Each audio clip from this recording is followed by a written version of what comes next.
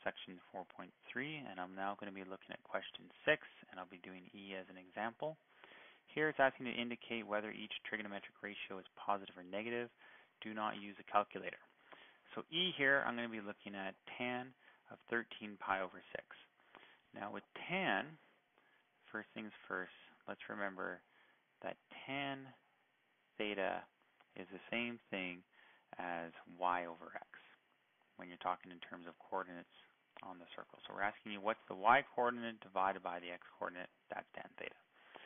Now, when we're dealing with this, the next thing to consider is the actual theta option they've given us, which is 13 pi over 6.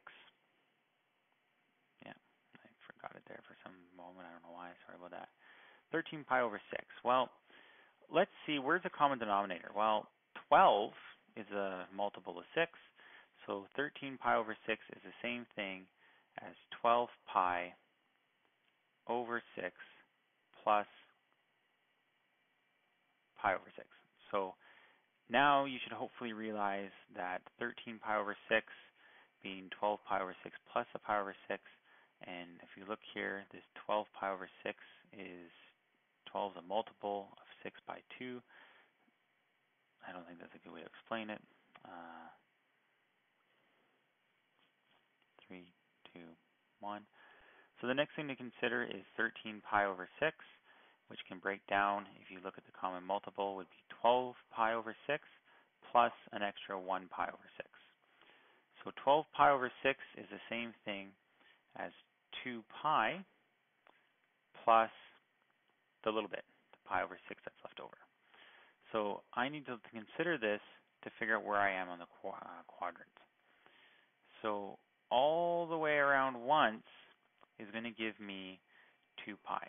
So all the way around once gives me 2 pi, and then the little extra bit I'm saying I go a little bit further, and I get pi over 6. So this angle here is simply pi over 6, and when you go all the way around once plus that angle again, you get 13 pi over 6. So now, let's just switch to a different color so it's easier to see. I want to know what these two components are. This is y, this is x. I don't need to know what the numbers are, they just want to know the sign. Well, that's a positive x, that's a positive y. Positive divided by a positive is a positive, so in the end, it's positive or quadrant 1 is what we're looking for, or you could just write it's positive.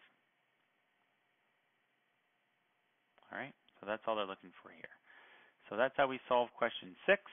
I hope that helps you out. So go on and try the other questions I've asked you to take a look at there. And if you have any additional questions, feel free to ask in class.